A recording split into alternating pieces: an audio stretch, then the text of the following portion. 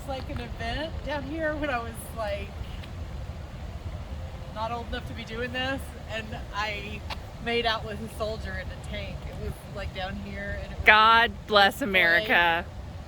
It was like a, not a display, it was like a Jennifer Montgomery supports our troops, y'all. Look. Geese. Would you say this is your spirit animal, Jennifer? It is. It is. So we are in Chilhowee Park, East Knoxville. We're at the gazebo. So this is one of the, look at, here it says Appalachian Exposition 1910.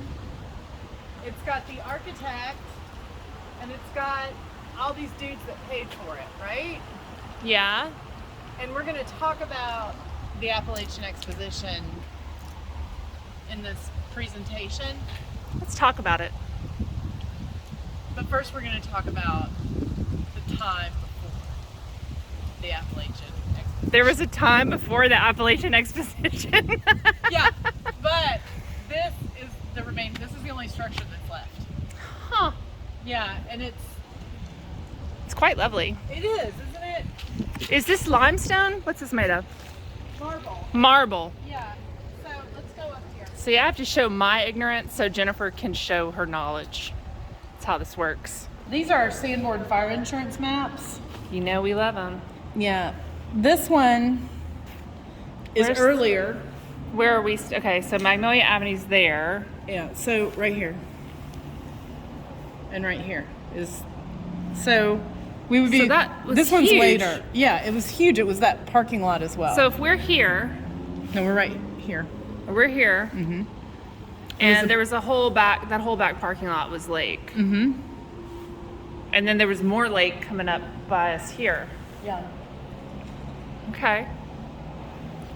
Right, so the one you have is earlier than this one. So there was a racetrack. Okay. What did they race back there? Ponies? It would have been horses. Horses? Yeah. There's, buildings, this is after 1910, so some of the exposition buildings are here.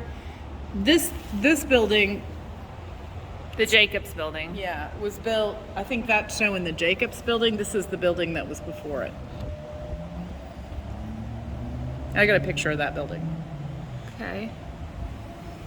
So you can see there are structures here left over from the 1910 What's that say? exposition. Swimming pool, Yeah. lower lake. Was that like a pedestrian bridge across there? I'll show you. Okay. Let me show you what it is. Since you brought it up. Since I brought it up, it's so pretty out here tonight. Oh, wow. Look at that. It's this. See this? Okay, so we're looking out where it would have been. And that structure right there is shown on this map down here. So this is that back parking lot back there. yeah. Look at all those people in their fancy dresses and hats. Mm-hmm. I wonder if the ladies were allowed to go in the lake or just the dudes. And this is a boardwalk, and it's shown on this map. You see it? Yeah, that's what I was asking about. Yeah. So they called that a swimming pool back there? Mm-hmm. Yeah. Exposition. So we're in Chilhowee Park, and the beginning of the history of what would become the park as a public space began with Fernando Beeman. Fernando. Beeman Street. Oh, Beeman Street. Okay, yeah. He was a middle-aged former academic professor of languages that became a dairy farmer, Why does he have to be middle-aged? and Vine Avenue grocer, probably about, 40. He put up a dance pavilion, not this one, Okay. and mineral springs on part of his farm, Whittle Springs? and a mineral spring. And Mineral Springs. On part of his farm, and he Okay. called it Beeman Park. And that was So here? Chilhowee Park, yeah, it was Beeman Park. Okay. It's not this structure. There was something Same in idea. the air that night. He The created- stars are bright. Fernando. Okay. He created Lake Odyssey, because you ought to see it. Ah, but this is only like Part of it. a memory of what it was, right? Well, yeah. So this Lake Odyssey was created in the late 1880 decade. I'm going to show you a picture. On this one, you're gonna notice rides. This is later. This is mid-century. Oh, wow. Yeah. Okay. So they put the rides back where the back parking lot is? Or which way are we looking here? Well, That so looks like that. this, let's find a structure on here. I don't see this roller coaster. Uh-huh. I think it's that. So Okay. I think So we're it's looking right at over there. Okay. Like, So I think let's do it this way.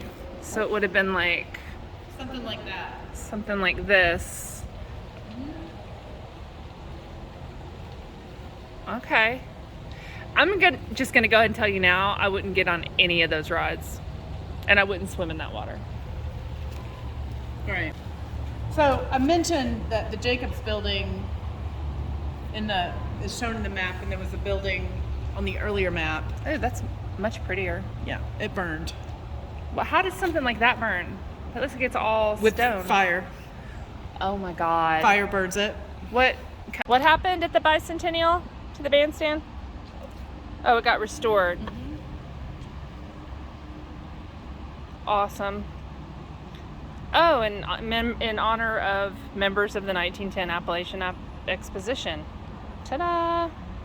All right, so development at the time in Knoxville, the development of Beeman Park, at the time in Knoxville, development generally did not extend much beyond the original plan of the city. So we're out in the country. Yeah. The suburbs of the turn of the late 19th and early 20th century, like West Knoxville, known today as Fort Sanders, and North Knoxville, today known as Worthingale. And Just Old let's North stop there for a Knoxville. second, because I told somebody this the other day and they didn't believe me. Fort Sanders was known as West Knoxville Yes, in the early 19th century. that's right. It was its own municipality. Yeah. Or a separate municipality. So those neighborhoods, Old North, Worthingale, they were just new neighborhoods. Mhm. They were brand new. Those they're just cranking out those cookie cutter houses over there, and That's people are your just new moving construction. into them. They don't care about history. Late 19th, early 20th. That's what people were saying back then. So an early event that took place at the park was a drummers picnic. So the drummers are salespeople, Wait, whole salespeople. the drummers. The drummer is a salesperson. Okay, so he doesn't actually drum. There's no drum. He's drumming up business. Right. Okay. So what did they do at a drummers picnic? They had a picnic. They chilled. They weren't trying to sell anything? It's just like a retreat, like a holiday. Like a sales. Oh, it's like top producer luncheon. Right. Okay. Okay, so that's a You picnic. have to put in everything in real 1988. estate The terms. salesmen and their families and guests made their way to Chilhowee Park following a presentation in front of the Lamar House, the Bijou. Oh, okay. And Wait, how did they get all the way down here from the we're Bijou? going to talk about it. Oh my And God. a parade to the corner of Gay Street Dun, and Magnolia dun, Avenue, dun, which dun, dun, Magnolia dun, Avenue was then Park dun, Avenue. dun, dun, dun, dun, And the dun, picnic dun, featured dun, large dun, tables dun, of dun, food, dun, dun. contest music, and a fireworks display. Sounds fantastic. So in 1888, they would have gotten here walking or animals. That's a long walk from Bijou Well, to here. animals. Animals. Was it 2 miles? Maybe from here to the Bijou? Ish. Better not. You think so? Yeah. Somebody Google it. All right, but eventually, the way to the park would soon become easier. Oh my God, Becky, look. In 1890, the trolley tracks were The extended. pleasure resort. Could be a little misleading. I'm just saying. The trolley tracks were extended to the park by the Knoxville Street Railway Company. Beeman, around that time, entered the real estate business. Yeah, he did. He got into the real estate. Everybody does. I told you I always talk about a horse, at least one horse, Sooner or later, everybody A gets their real horse. estate license. and real estate agents. Hold on, I gotta get a close up on this guy's face because he looks like I know, trouble. he looks like he's had it. Yeah, he's drunk. So he got some partners and formed some partners from Kentucky You always want to get the boys down from Kentucky. and formed the Lake Park Springs Edition company to develop Chilhowee Park neighborhood on his land adjacent to the park, Excellent, Beeman. right? Yeah. So what else? What does this park remind you of? The fair. The 1982 World's Fair. Oh, it doesn't remind me of the World's Fair, but it reminds me of like the State Fair. Yeah. Yeah. Should it remind me of the World's Fair? Yeah, it's the same concept. It's what's left behind, right? We're getting ready to talk about the Appalachian Exposition of 1910. Okay. Right? That was a big So fair. that's what kind of created this area. Well, I remember there's a time before. I know which the we time talked before, about. but the time we have now. Well, yeah, there's only one building left from the big exposition. Which the big is this fair. gazebo? The gazebo. Why did the gazebo not burn? I don't know. No fire. So, by the way, Beeman came to Knoxville from New York at the close of the Civil War Oh my God. and purchased his dairy farm in 1875. He died in 1911, and he's in Old Gray Cemetery, just in case you wanted to visit. All I'm saying is that people have been coming here from New York since the dawn of time, Yeah, buying up all our real estate. estate. All right, But keep coming. We as love your neighborhoods money. developed with streetcar lines extending closer to the park on Magnolia Avenue, the idea of a grand exposition took shape Dun, dun, dun, dun, Commercial dun, dun, circus out dun, here on dun, the dun, resort. dun. of Knoxville. The idea eventually manifested at Chilhowee Park in the Appalachian Exposition of 1910 and 1911 and the 1913 National Conservation Exposition. And then we went to war. All right, so let's go look at these. You got to get an exposition in between the wars. Yeah. You know, have some fun. We're looking at the cornerstone. William M. Goodman, Director General and Secretary of the Commercial Club of Knoxville, envisioned the Appalachian Exposition in 1900, but the event was not successfully supported until following a strong publicity campaign in 1909. Okay. The Appalachian Exposition Company was formed in that year with William J. Oliver as president. He's up there. No, he's not. Oliver was openly frustrated by the lack of enthusiasm of Knoxville's conservative businessmen for the progressive ideas of the post-Reconstruction New South movement. I can't believe you people aren't more excited about our progressive exposition. Ideas on which, along with channeled him. conservation, the Appalachian Exposition was based. I mean, it's so easy to forget that really wasn't that long. I mean, after Reconstruction. I mean, they were still reconstructing. Yeah. The Appalachian Exposition of 1911 was planned with Lawrence D. Tyson as president. I've heard the name Tyson. Well, we talked about him the last time we talked about him. McGee Tyson. That's when we talked about him last, when we were talking about Sutherland Heights. Okay. McGee Tyson Airport. That's named after his son. Okay, that's right.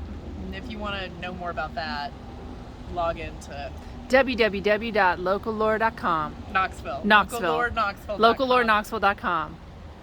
All right. Expositions were held in a variety of buildings at the fair. The 80,000 square feet main building displayed hardwood products, agricultural machinery, and a variety of state and county exhibits. The women's building displayed household products and extolled the virtues of time-saving techniques for efficiency in housework, child care, and cooking. You know I would have been in there.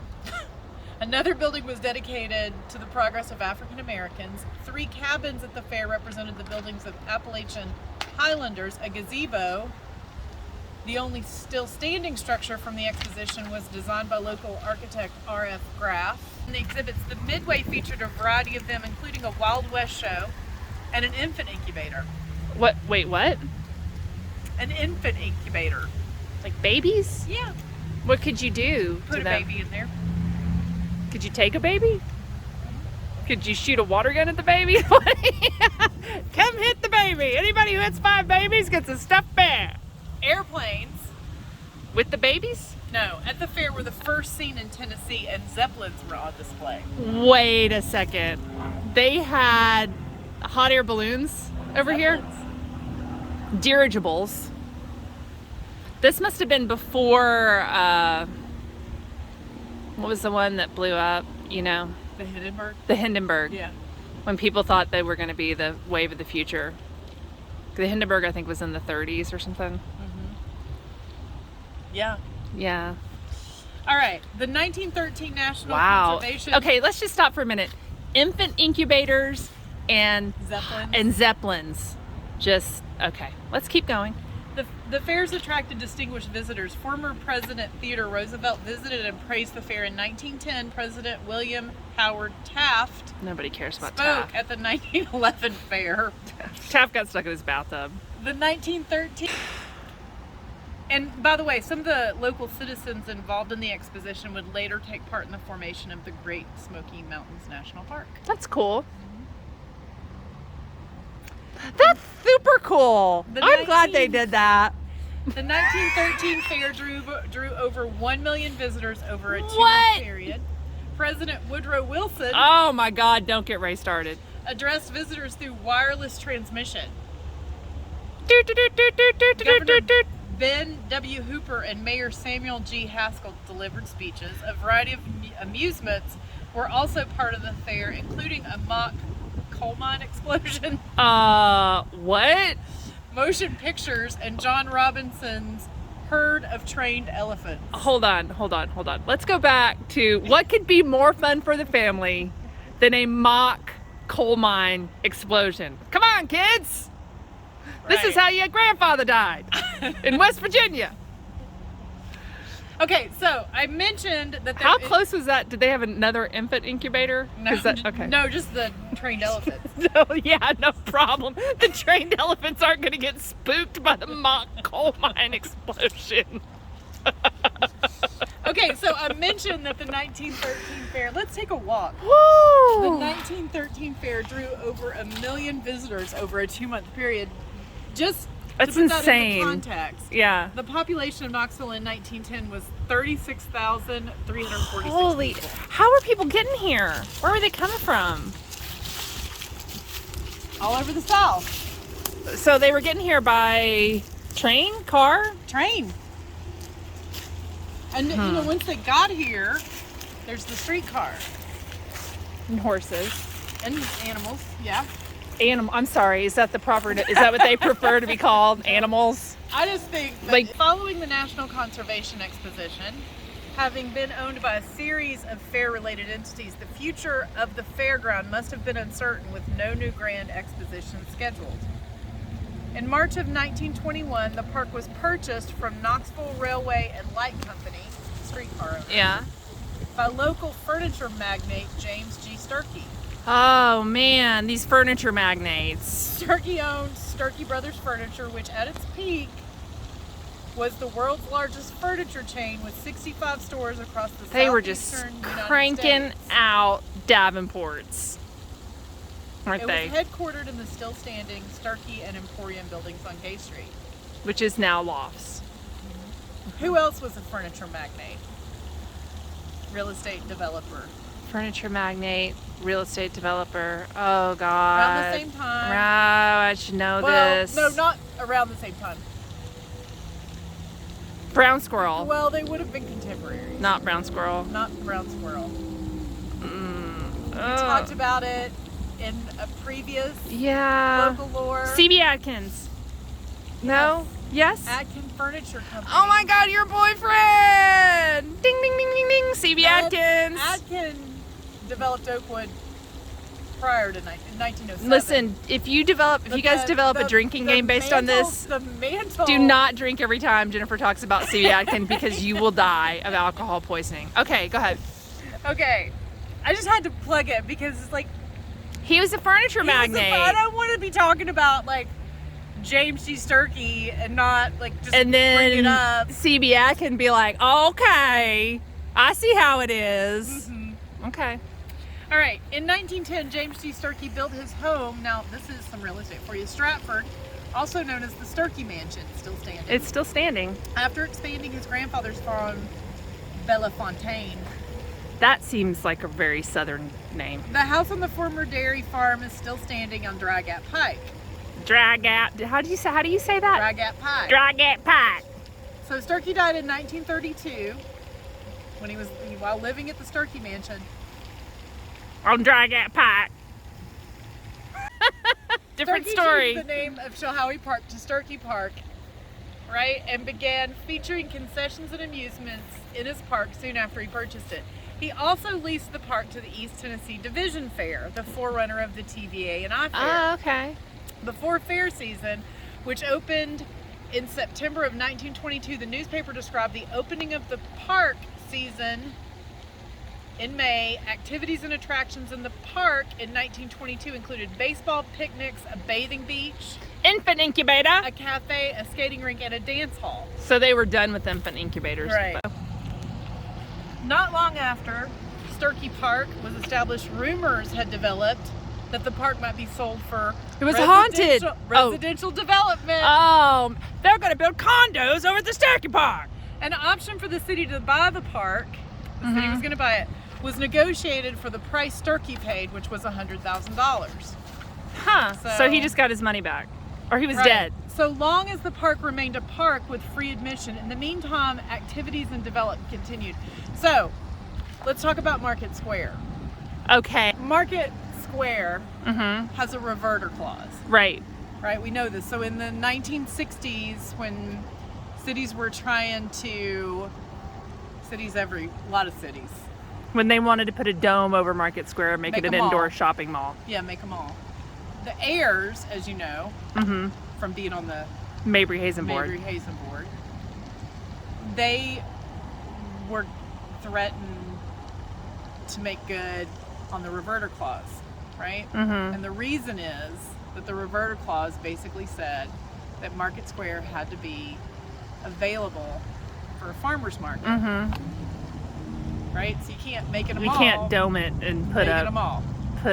carousel in there. So I got curious because the way the newspaper describes it, if the park, if what Starkey sold to the city had a reverter clause in it, Mm-hmm. and I'm not a title company, You're not?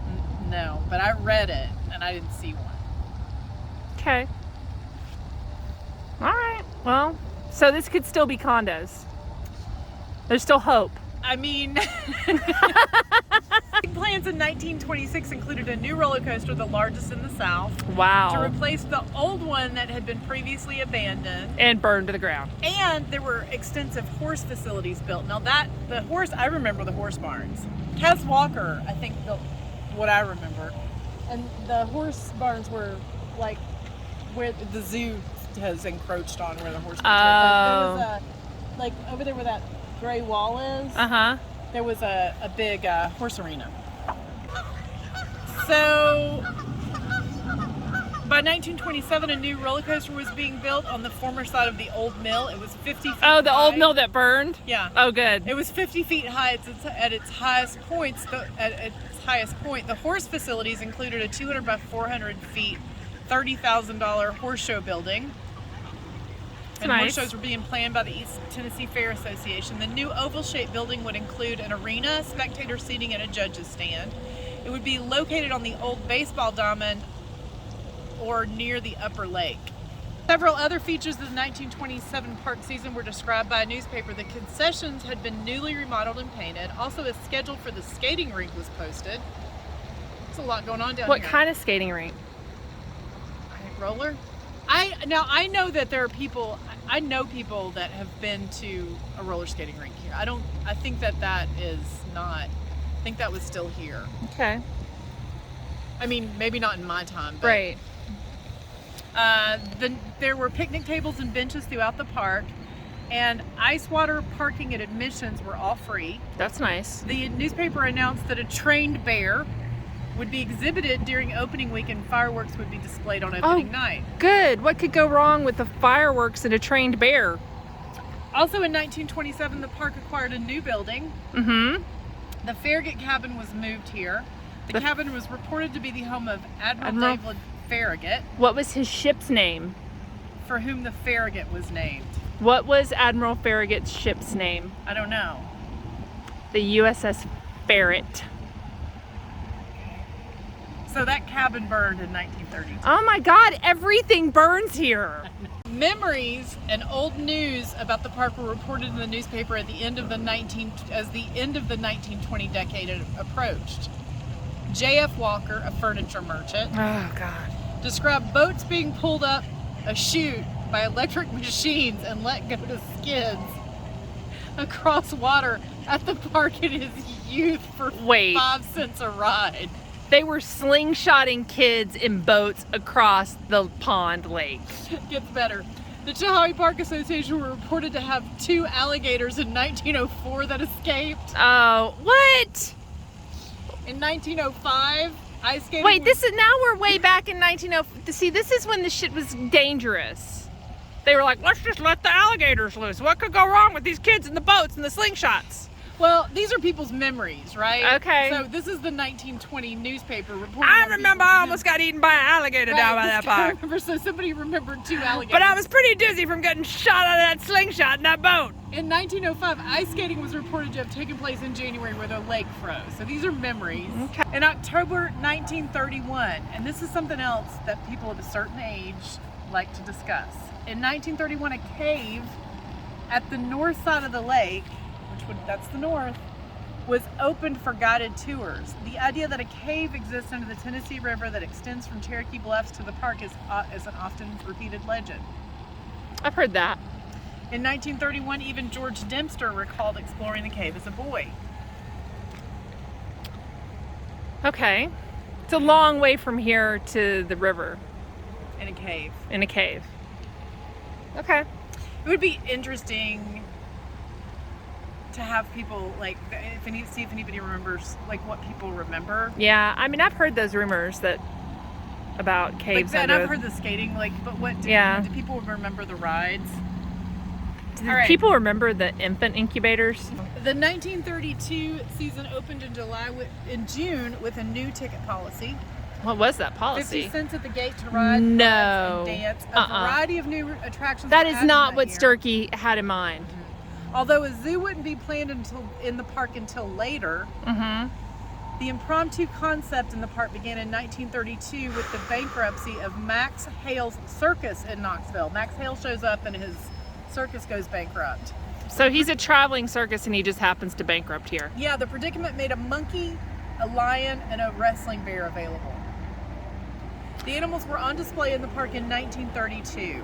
I wish you could see my face right now. About how to take care of them. At least one fundraiser show was put on in the park. And in 1932, right? Also in 1932, the Pretzel, a ride through a darkened building of scary scenes, including snakes and ghosts, was added to the park. I can't anymore with this place. I mean, I feel like we need sage. You know, it needs a good cleansing. The circus. This is the face I made. Mac Hale's. Mac Hale's traveling circus. Yeah. So that involved, a monkey, a lion, and a wrestling bear. I thought it was a dancing bear, a wrestling bear. Yeah, it wrestles. I don't know. Bears don't wrestle on their own. So the last thing I talked about was the Great Depression. So depressing. It was depressing. We've talked about it before. Yeah. But the thing that pulled this out of the depression was WPA funds. Oh, good. Is that going to pull me out of my depression over this? Maybe. But like this building, that's part 2. These buildings, I mean, they look like WPA. Stay tuned for part 2, which is going to be so happy, right? We get out of the depression.